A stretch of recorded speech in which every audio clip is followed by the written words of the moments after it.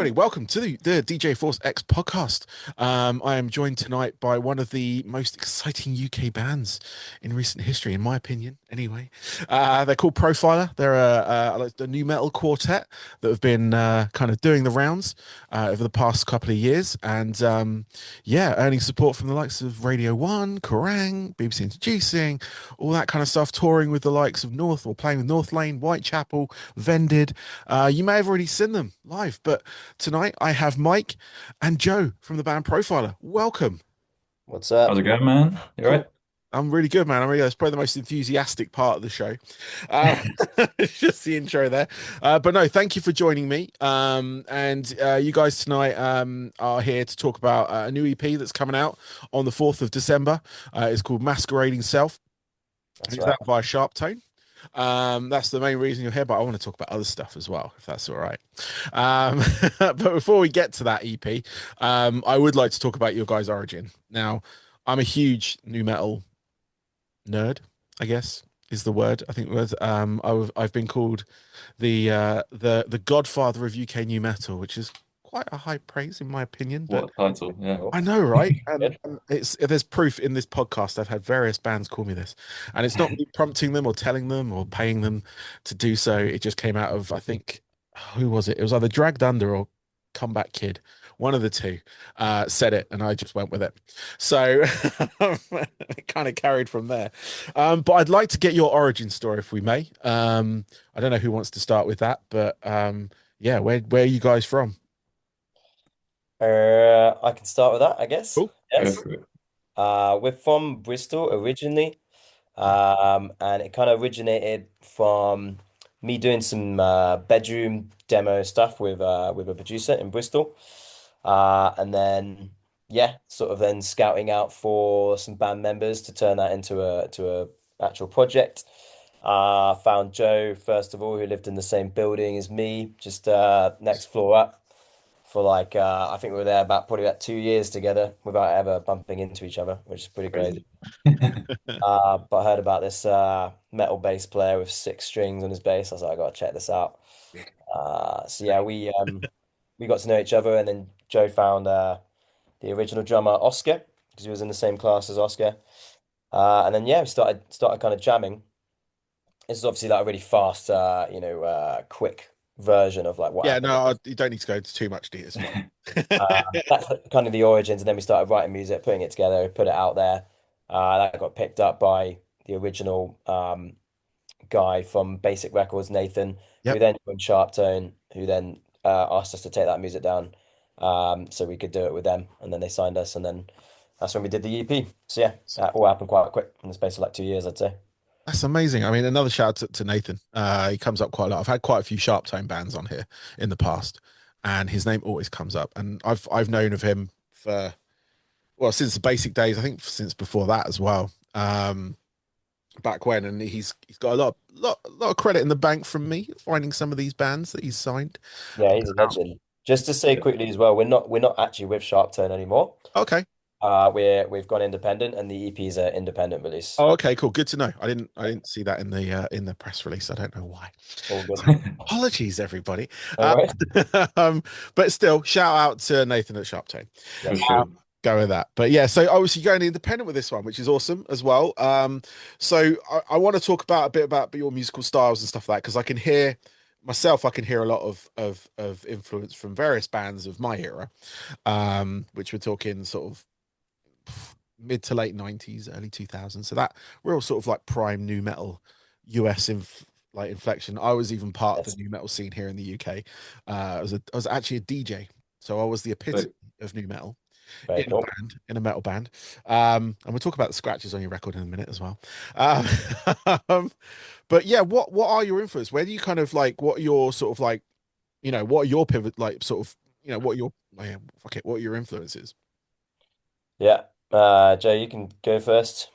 so yeah, obviously it's gonna be like Linkin Park, Limp Bizkit. I grew up with my dad in the car. Yeah, I remember him muting all the swear words whilst he was driving with one hand, eating a sandwich somehow with his elbow, and Brilliant. like yeah. It's a true dad skill that I hope to aspire to one day. Nice. But yeah, so that was Limp Bizkit and Linkin Park growing up, and then I didn't like rediscover heavy music till I was like 18 or so, like when Okay. I came to uni, and then the year after I met Mike. But yeah, I got back into heavy music through like sort of progressive metal, such as Animals as Leaders and Periphery. Nice. Um, but yeah, you'll find some sort of influences, I guess. I wrote a couple of tunes for this EP, Luciferian being one of them, which has a very Limp Bizkit sort of vibe to it. Mhm. And then I guess some of the rhythmic concepts from 888, which is another one that I did the instrumental for. They're maybe borrowed from some Periphery bits. But yeah, that's it's kind of like a span between those and then the sort of new metalcore genre that's like melded itself out of those two genres. You've been checking out a load of that recently. Um, but yeah, just anything really. I'm a big hip hop head as well. So anything that inspires me just catches my ear. That's what I'll put into the music, I Nice. suppose. Nice. Well, you can definitely hear that sort of side of things, especially in your playing style. Like, that's why I've kind of gravitated very much towards your music over this past, like, I think it was about a year and a half now. So I don't know if I'm a late comer to that or not. Um, but I'm on the bus, if you Oh will. yeah. Um, but yeah, no, it's great to hear it, like, especially coming out of like that sort of era as well. Like, if hearing like Linkin Park, Limp Bizkit, all that sort of bands back then. Like from my sort of discovery of guys of a certain, or bands of a certain age like yourselves, you're a lot younger than I am. Those bands were kind of like the small bands at the time, and then I've watched them grow like into huge things, but they've become people's gateway band, if you will, into either that genre or just heavy music in general. And Yeah. yeah, muting it live is a good skill to have. I have to do it on occasions when I'm DJing places and there are families around, and then Yeah. suddenly you drop like, I don't know, hot dog or something just Yeah. purely by That, accident, I was gonna say, and yeah. then that is just constantly up and down on the fader. Uh, Lincoln Park, it's fine. There's very minimal swearing. But Yeah. yeah, Limp Bizkit, you have to really ride that fader. Yeah. Or find the parental safe version, Yeah. radio edit, if you will, which is just literally just dubbing constantly. Yeah. Yeah. But no, that's awesome. That's awesome. What about yourself?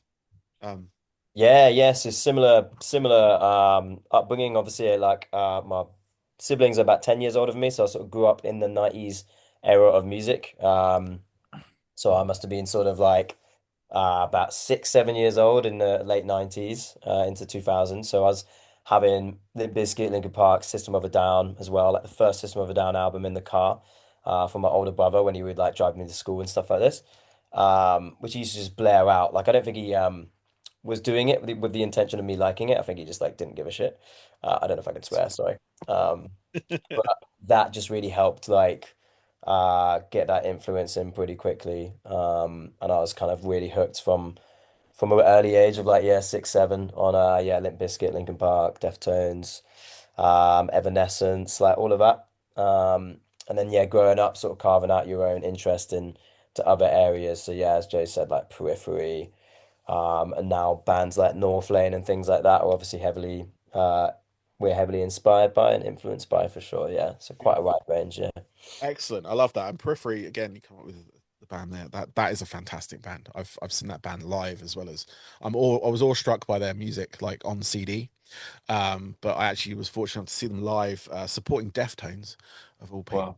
Um, I used to live in the States, so this thing was kind of a regular thing. You get like these big bands playing small venues, um, which was really nice. But yeah, Periphery are absolutely. If no one's heard of Periphery, go listen to them. Actually, go listen to Profiler. Yes. Stop it's a profiler. Stop this interview. Go listen to them. But no, thank you for that. I really kind of get a gauge of like a few of those bands I actually had written down in my notes that I could hear within your sort of like sound and stuff like that, or at least influenced your sound, which was great. And the fact that you're like a UK band doing this as well, it makes me very kind of like happy, because there is this like influx of new metal influenced Yeah. musicians out there now. There's like bands sort of coming through, and I'm like, This is it's really strong with you guys included. There's bands like Tetrarch and stuff over in the States, and Vended and all that kind of lot coming through, and it's it just warms my heart because you're doing it so well.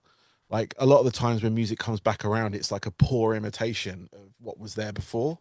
But I was like sitting there listening to it, and I'm like, this is like it's got so much more depth and levels. I mean, your sound is very raw as well, so it kind of Yeah. harks onto that kind of like real kind of like early new metal sound, if you will. Like there was a lot of early Deftones, for instance, where they had that Yeah. like Adrenaline was really a very raw album. The first Korn album was incredibly like not overproduced or anything like that, but it's just got that real kind of like vibe to it. And like you guys, I think it was Tala as well, who recently released something. It's got that real kind of like not back to basics, but just stripping everything back.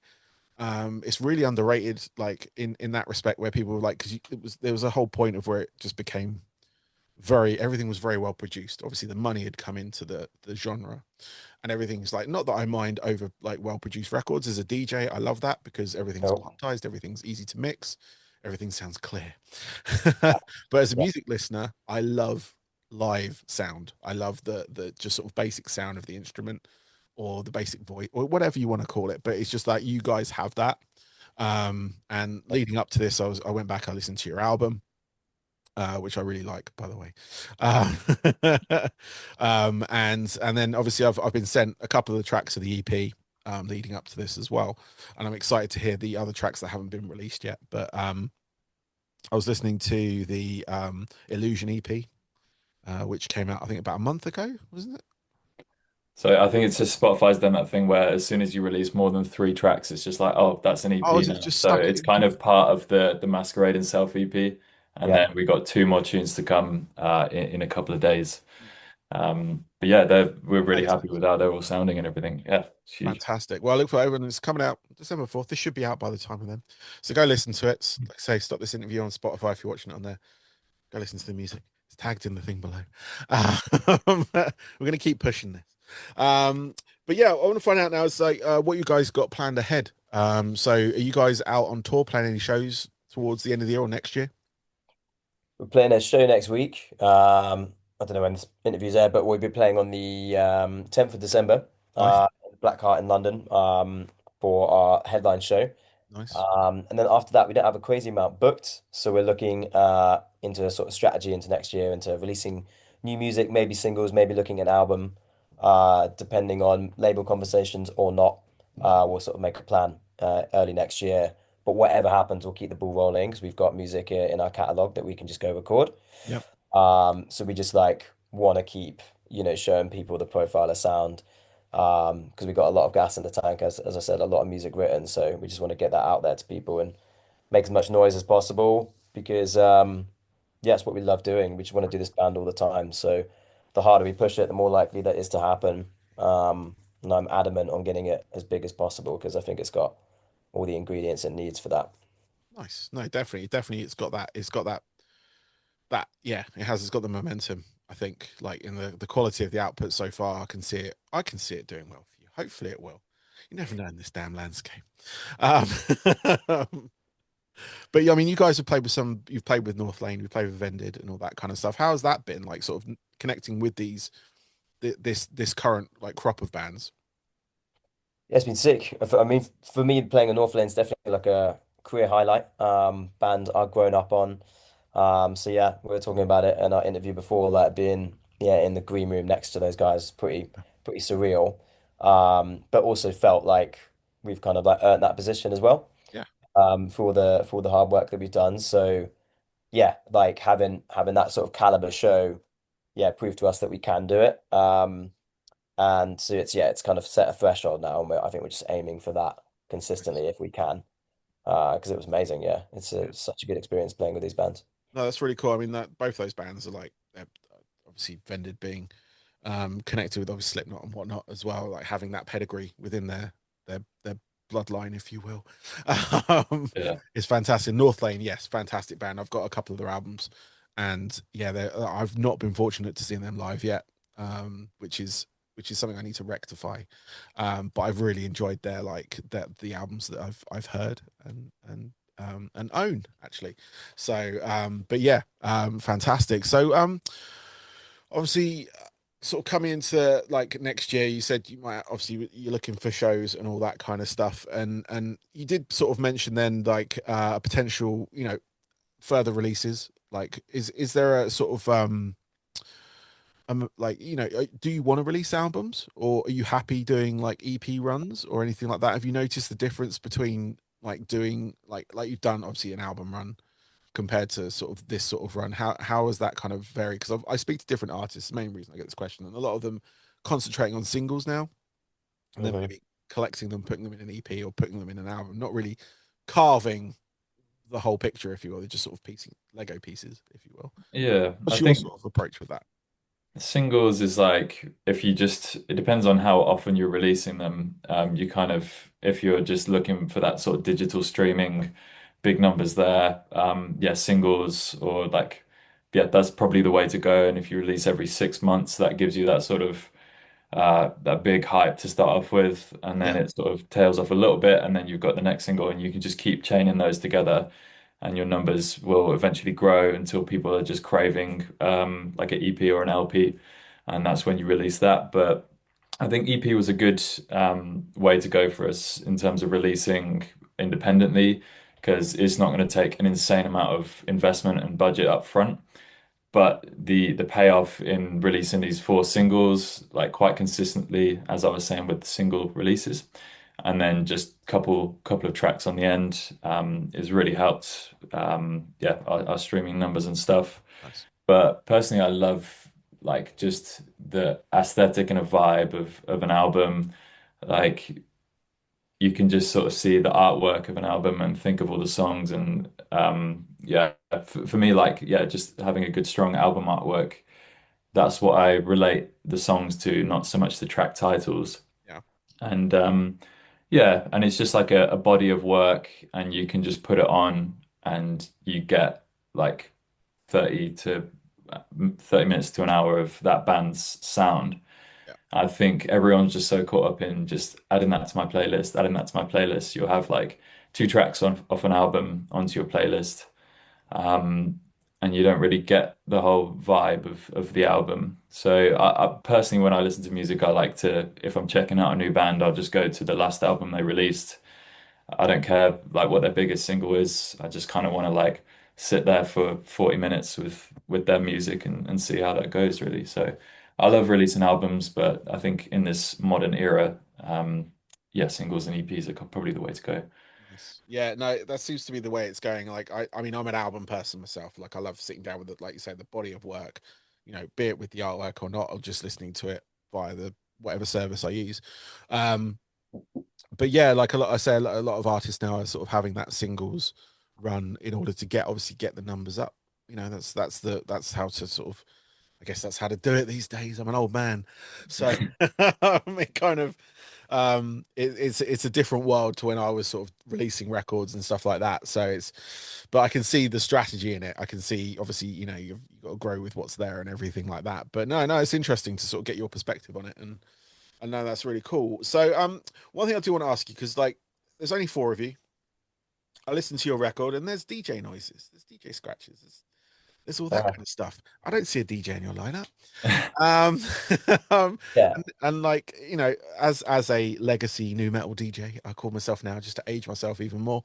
Um, was there was that sort of more of a just wanting to be a bit more streamlined, strip back, or was it something more the producer sort of brought in to kind of elevate the sound, or was it something you consciously wanted, like within the records, within the sound of the band? Yeah, we've always wanted it in there. And the only reason we don't have one is because of like how difficult it is to get one, and the touring costs and all that sort of stuff. But like at least for me, and it's a band sort of discussion, and a sort of yeah discussion on feasibility and everything like that. That would be ideal, obviously having an actual scratcher in the band, Yeah, because with the likes of Linkin Park, Incubus, and then bit and stuff like that does kind of would hopefully like cement us as like an actual new metal band, yeah, not like trying to copycat or piggyback off anyone else's sort of vibe, but Yeah, like that would be the truest and most authentic way we could do it. But we don't have one, so we're kind of manipulating, scratching ourselves using external scratches that we know to get samples and piece it together, and then we manipulate that in the Logic projects ourselves to sound how we want to sound. So that's what we're doing for now. But ideally, yeah, I'd love to get a scratcher in the band. That'd be sick. Cool. Yeah, I did like some of the scratching on I think two or maybe three of the tracks. I just bought this the other day. Um, so I'm the start of my scratching journey Oh, with nice. this Hercules controller. jet. Yeah, nice. So they're not vinyl, unfortunately, but because it is a lot harder on vinyl. But yeah, just adding some of that to demos as well gets you like gives a proper vibe of what it's actually going to sound like. Or Yeah. when we're like, oh, we'll just put scratching there, but just being able to do that myself and just add it to demos is really good, and it's a new Oh, that's skill to cool. learn. I mean, like I'm obviously saying as a DJ, like I have always gravitated towards bands that have that because it's something I was very much part of back when I was younger. And yeah, scratch DJs are harder to find than you think, or at least get one that can go out on tour with you. Depending on what kind of setup you want. Obviously, they can go out with controllers now. I think like Black Gold and stuff like that. I think the guy there has like Yeah. controllers and whatnot. Yeah, And obviously myself, I was touring with turntables in a flight. It's behind me. This is sick. So- was my tour thing. This is genuine. It's not just a fancy background. It's real Very cool. vinyl, and all that kind of stuff. um, but yeah, it was my back doesn't like me anymore.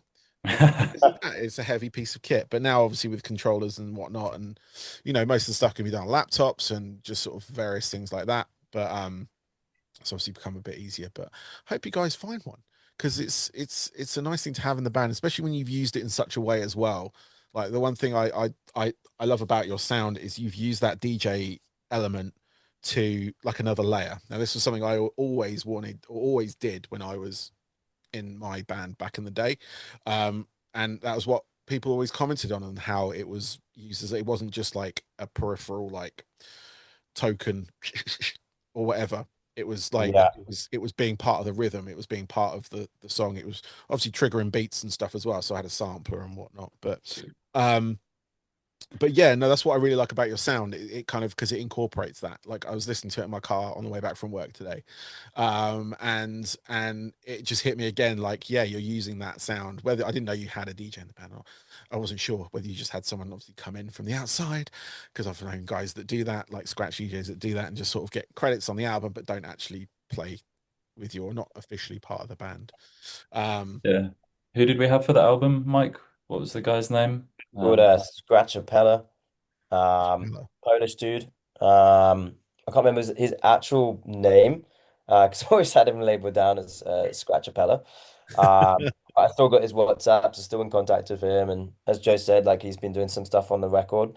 But I see it as like sort of like an instrument. Like, yeah, if you see, there's one video of like Limp Bizkit playing Hot Dog at Finsbury Park, like yeah, 2001, I think, and like all the comments are just like, oh mate, DJ Lethal's like scratching yes, perfectly in time with like the beat and everything like that. It's just so yeah, it's so sick. So that's always been my idea. And the scratcher from Incubus as well. You see their like live sessions, like it adds so much. So I think to have a physical person on stage with us would be super authentic, and then we can strip back some of the backing tracks and have him do a load of stuff, and yeah. it'll be sick. Yeah, a lot of those, like you mentioned already, a lot of like obviously Mr. Hahn in Lincoln Park. Again, Yeah, Yeah. fantastic DJ. DJ Kilgore, which is Incubus. yeah, DJ Life yeah, before that, if you want to go back to the Science album. yeah, Obviously DJ Lethal, everyone knows DJ Lethal. He brings it on. Um, um, but him obviously he was in House of Pain as well. yeah, Um, like he was a battle DJ as well as that. So he was named Lethal because his hands were so quick. And there's so many other I mean, Deftones guy. Name yeah, escapes me, but yeah, the guys in Deftones. And there were like so many. I mean, I've been fortunate enough to connect with a lot of them over the years. Just talk about that time and all that kind of stuff, and sort of because those were influences for me. Like there's that guy called DJ Swamp who was one of my sort of biggest Yeah. influences.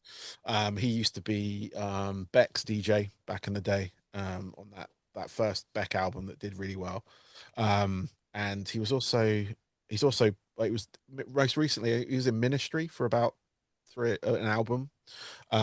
He did the scratches on one of the latest albums of Ministry. It was like 4 or 5 years ago, but yeah, he's like there's so many. I can make it all about me now.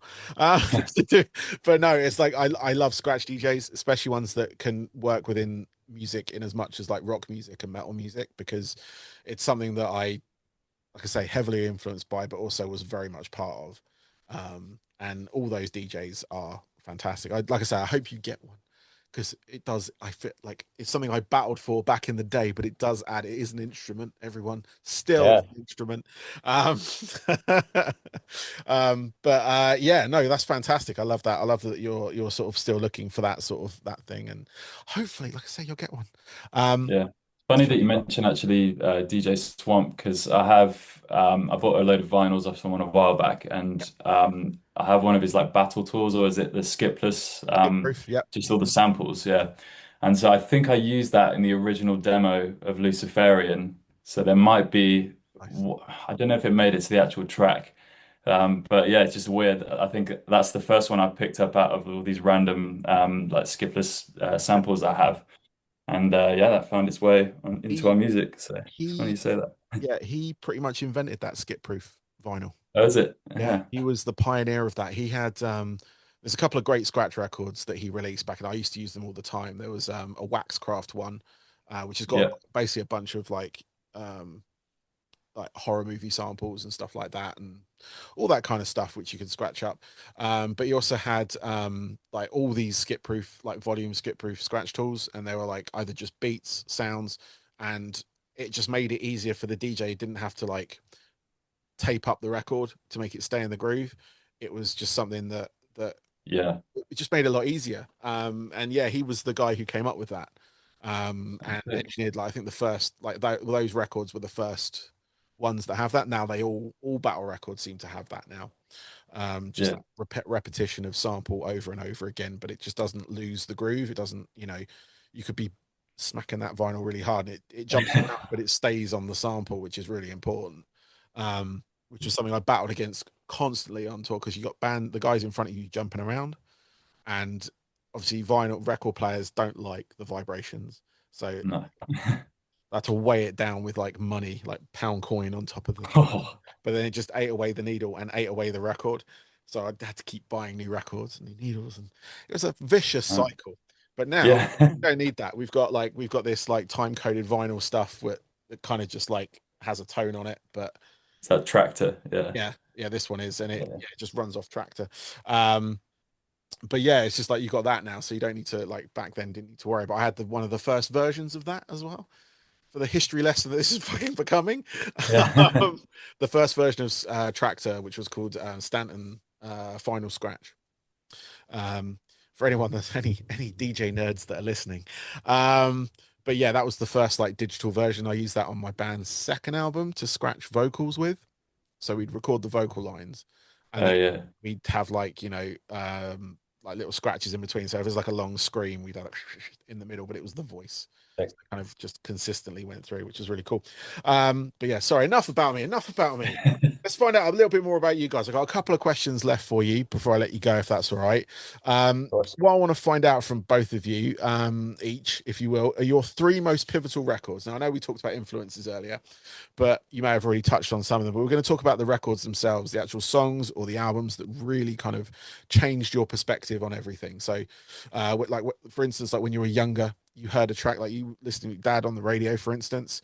You heard this track and you're like, oh my God, what's this? And then you wanted to sort of be part of the heavy music fraternity or something like that, or like a song that made you want to become a musician, like want to work in music, want to perform, anything like that, or even something recently that just sort of just changed you.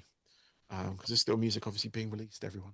Um, there's still pivotal Yes. people, but yeah, if you guys can sort of nail that down to three each, that would be great.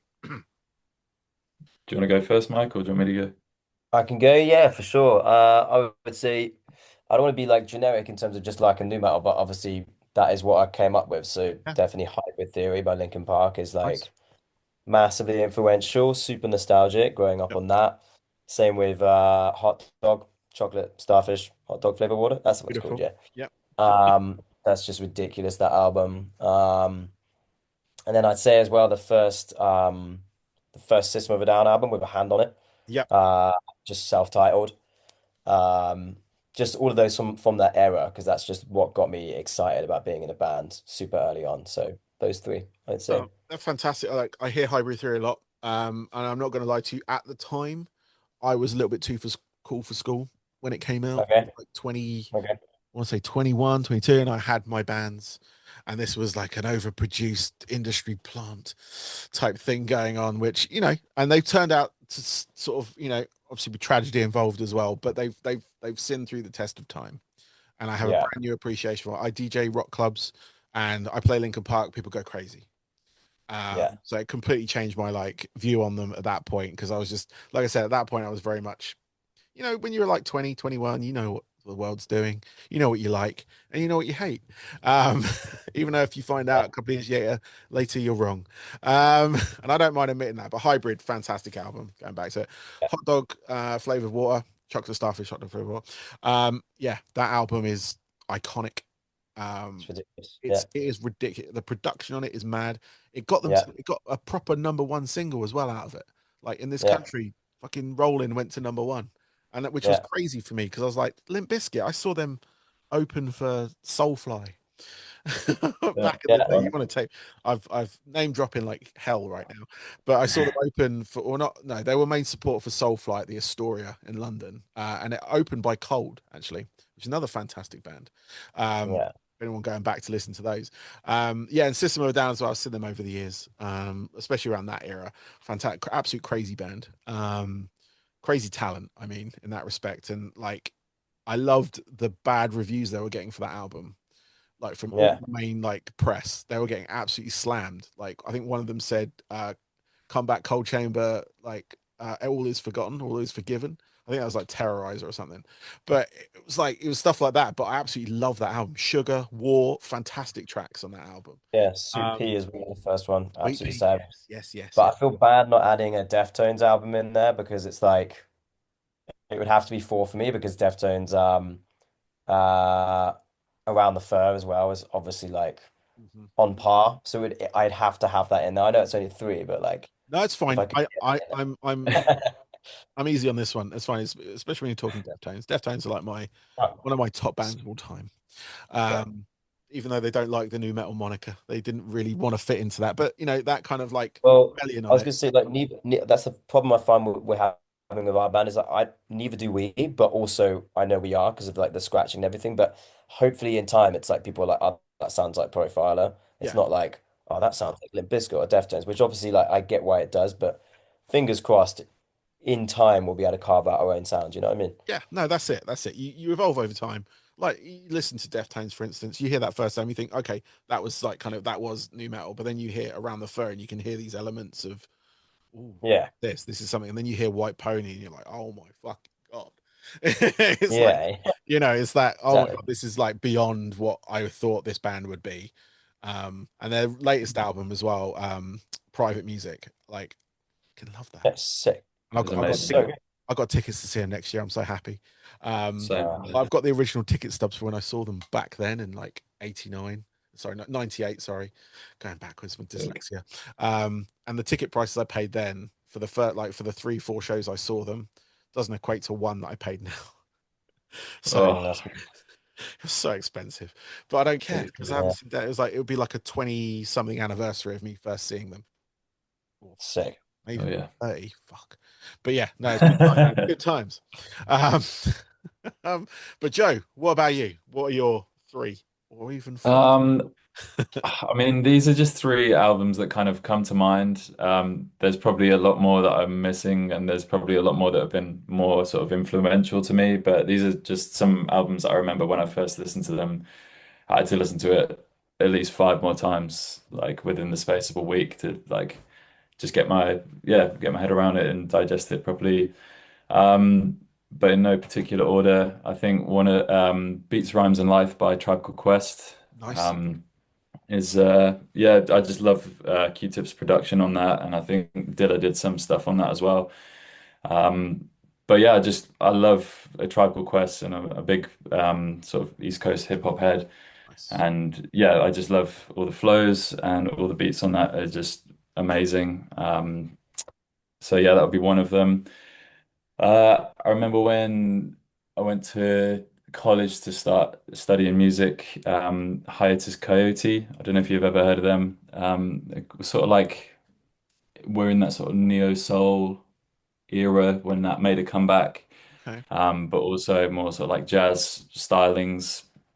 But yeah, just incredible, like well-written songs that are not sort of like not what you'd expect. It always keeps you on your toes and just really interesting melodies. So that was, I don't know if it's found its way into Profiler, but definitely for anything when I was playing bass at that point, it would be, yeah, I'd always be thinking about that. Nice. And then when we were playing at 2000 Trees a couple of years ago, me and Mike, we just finished our set and we're just checking out some bands, and we saw a band called Narrowhead. And we were just like, oh, this is super sick because it's like sort of grunge gaze and elements of new metal as well. Yeah. And yeah, it's just nice to discover a band from seeing them live first and then Yeah. being like, okay, let me check those guys out. And so I went and, like I said, just checked out the album that they released, the most recent album that they released, and that was Moments of Clarity. And yeah, that just it gave me that sort of nostalgia vibe that it was just like it struck a chord with me so well. And yeah, I just couldn't stop listening to it for ages. I just it's like the I don't know what sort of what made the nostalgia come back to me, but it was just yeah, I loved it. And yeah, all the riffs and the vocal melodies are just so like that's my thing. Yeah. So I could just That's really really resonate with that album. that's beautiful. I mean, Tribe Called Quest, love Tribe Called Yeah. Quest. I have my own hip hop kind of background as well. But we won't go into that because I could go on for hours. I haven't heard of Hiatus Coyote though, so I'm gonna go check them out. Hopefully they are on the streaming service. If not, I'll track it down. Um, Oh yeah, the album was Choose Your Weapon, by the way. Choose Your Weapon. I'm gonna If write you it if down. you want to try that, that's a good one to listen to. I'm typing that down right now. There we go. And Narrowhead, I've heard the band. I think I've heard a couple of tracks of theirs, and yes, they were very good. I haven't seen them live, but I need to go listen to more of that. So I'm going to listen to Moments of Clarity as well because that Oh, sounds yeah. good. But yeah, no, Quest. I love my hip hop. Love my hip hop. Got loads of hip hop in my record collection. Um, and just obviously being a scratch DJ, it's kind of you have to be into that. Um, Yeah. that's the that's the law, I think, when it comes to scratch DJs. So, but yeah, my final question for you both before I let you go for the rest of the evening.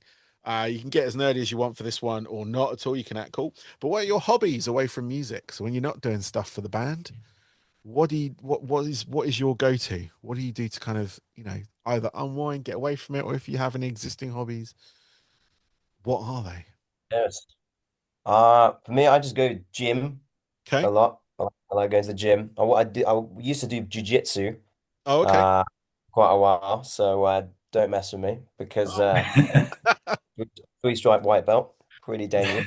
Nice. Uh, did a bit of boxing as well, but I got tired of getting smacked in the face by 17-year-old kids. That wasn't great, That's fair. to be honest. But yeah, just gym. I like to gym and sauna often, Okay. healthy stuff, take care of the body, all of that. And then yeah, music stuff really. I love singing. Okay. Which is part of the band, but it just feels good to sing. So I like doing that. So yeah, Cool. that's my stuff. Awesome. I know a lot of people in the music or heavy music industry that are jujitsu people. Yeah. Never got into it myself, but there is a fraternity of heavy music musicians, Yeah. Guy from including Trivium does it, doesn't he? guy from Matt. Trivium, Maynard from Tool Yeah. has his own dojo in the States. Yeah. One of the people I befriended actually helped him open it as well. Over the years that I've sort of he was in bands, but he's not doing that anymore. He's doing this jujitsu thing. But yeah, and the guy for singer from Nothing More as well. Yeah. To name but a few, but it's a seems to be a thing musicians get into, so it's interesting. Yeah. Sort of like rock jitsu type thing going on. Sorry for the pun, but you can do that sort of thing going on. Yeah. um, cool. But Joe, your hobbies. Yeah, so I didn't go down the jiu-jitsu route. I've gone down the taekwondo route, and Oh, I've been okay. doing that for about a year and a bit now. Yeah, so I did karate when I was younger, did that for years. And so I just kind of was missing something that just had like the discipline that you just go Yeah. and just starting afresh, going in kind of knowing nothing. Um, and yeah, it's just nice to like have that moment every week for an hour that you're just thinking about like either not getting hit in the face or just like focusing on individual punches, Yeah. and it just gets you away from everything. So yes, a bit of a meditative practice for me that.